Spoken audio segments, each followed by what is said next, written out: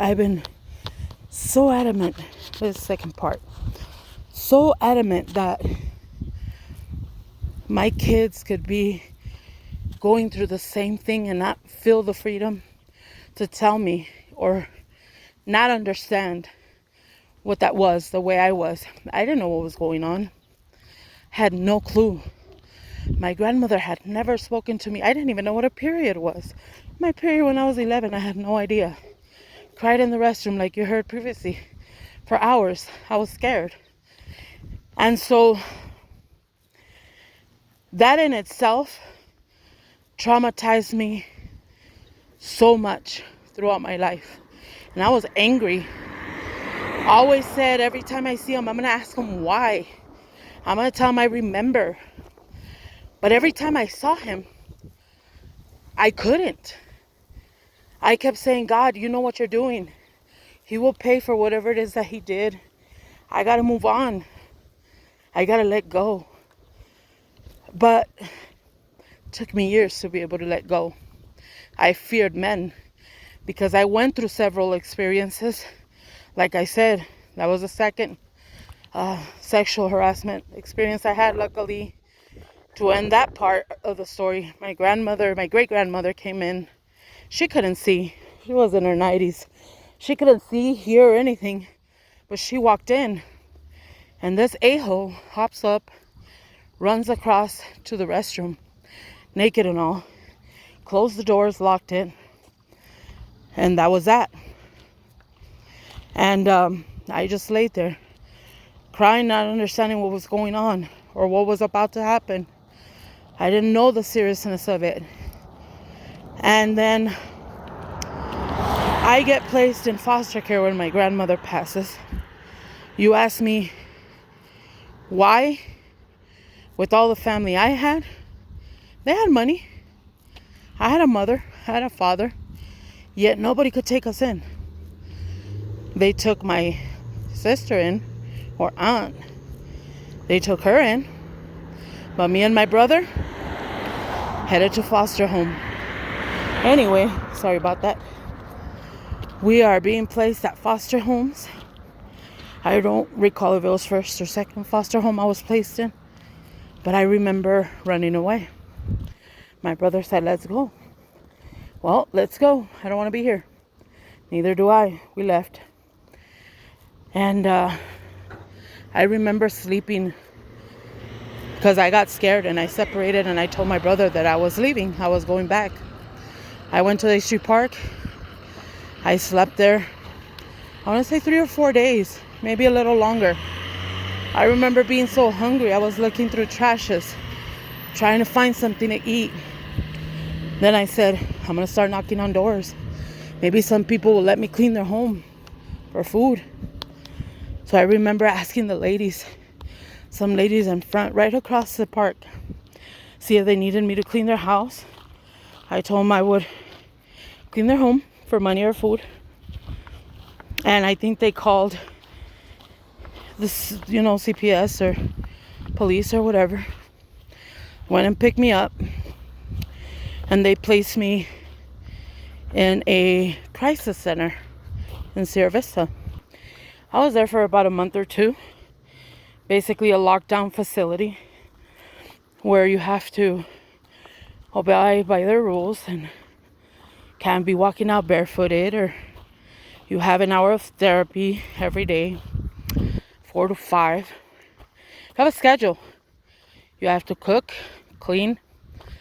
Everybody has their chores. You have an hour in your room to nap or whatever it is that you wanted to do.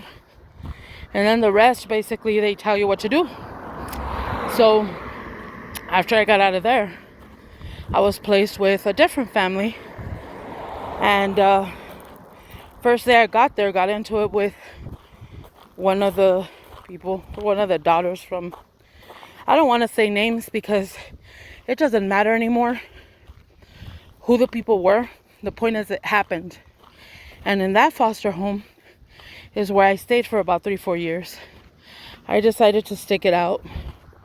I had my bad moments where I would run away and want to stay away, but for the most part, I adapted. There was other people there. got along with. But we were never given any money. As far as I heard, we're supposed to get a monthly allowance, a yearly allowance, for us to be able to buy school clothes or our, whatever we need.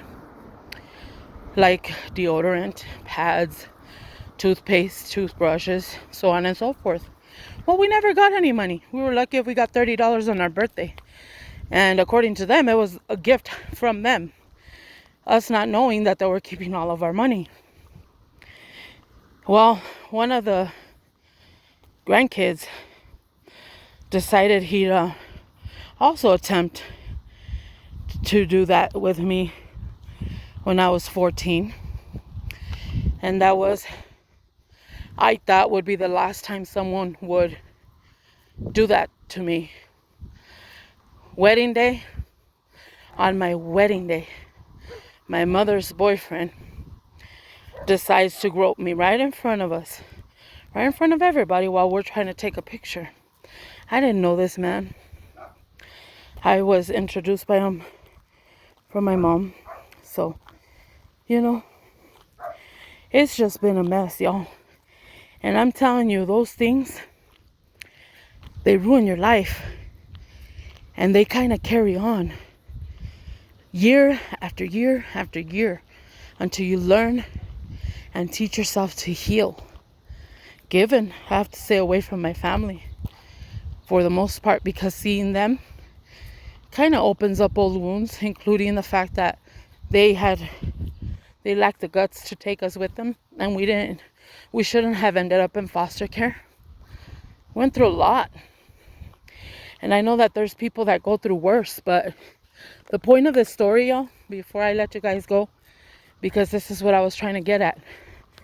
These leg wounds that I have, arm wounds everywhere in my body.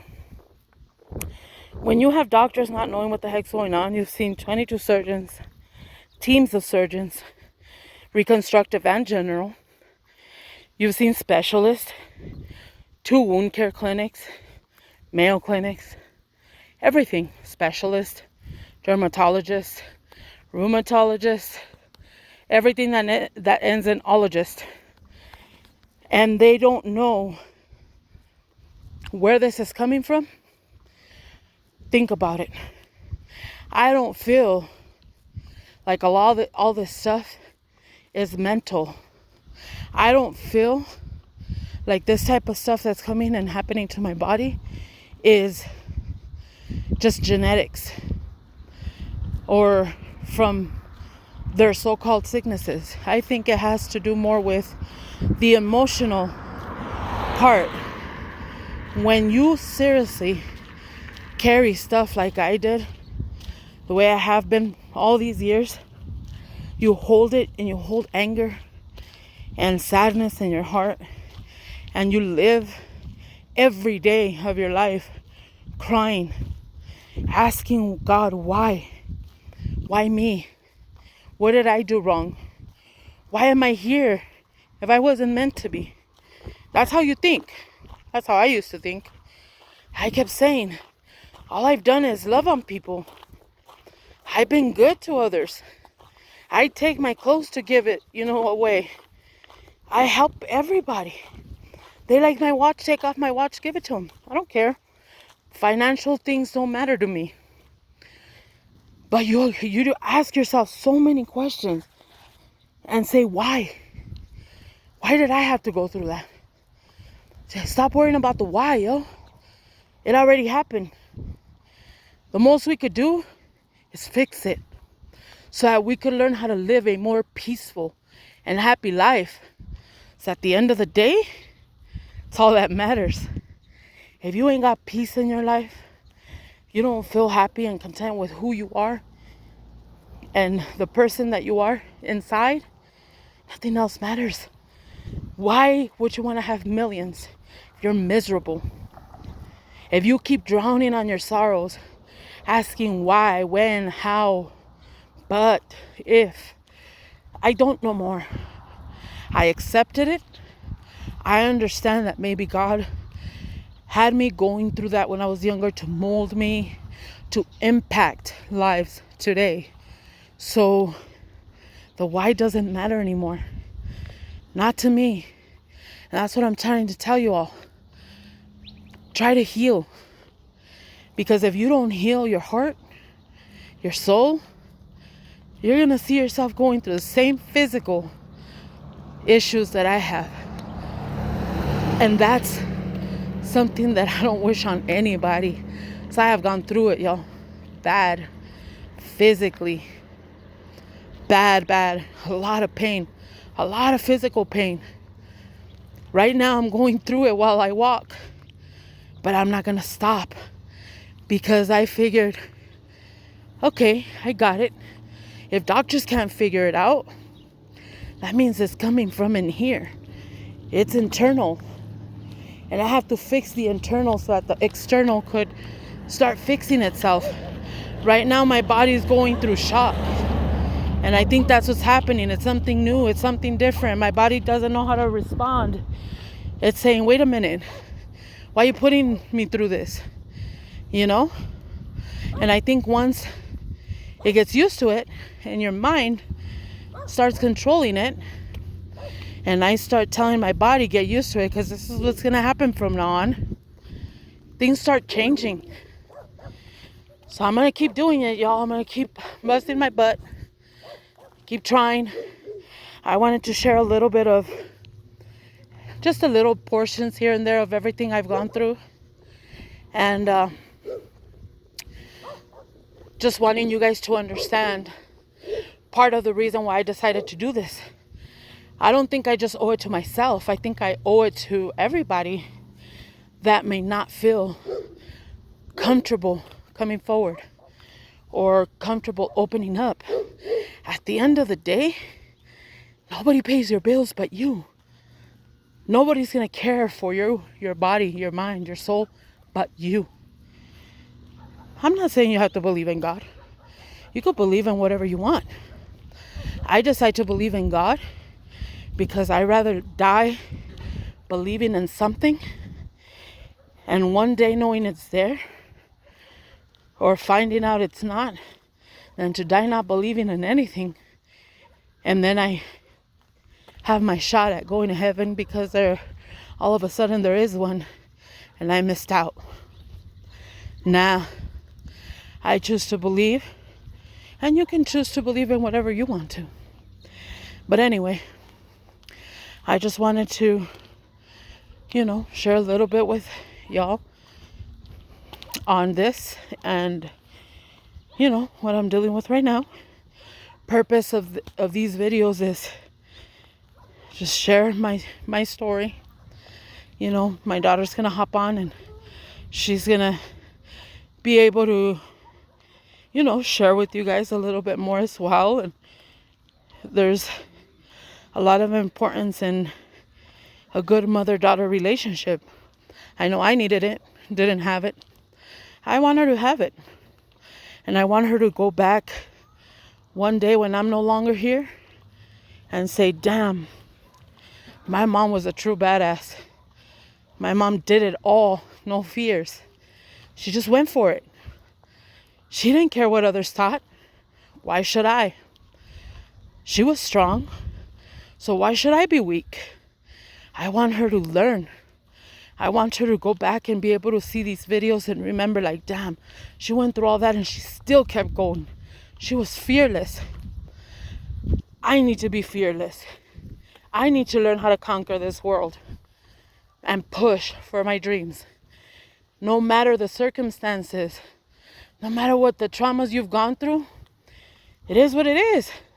Some have gone through worse, trust me. I've seen it happen. My story may be nothing compared to yours or somebody else's. The point is, if you don't heal, your body's gonna feel it, yo. Big time. I do believe that's what's going on here.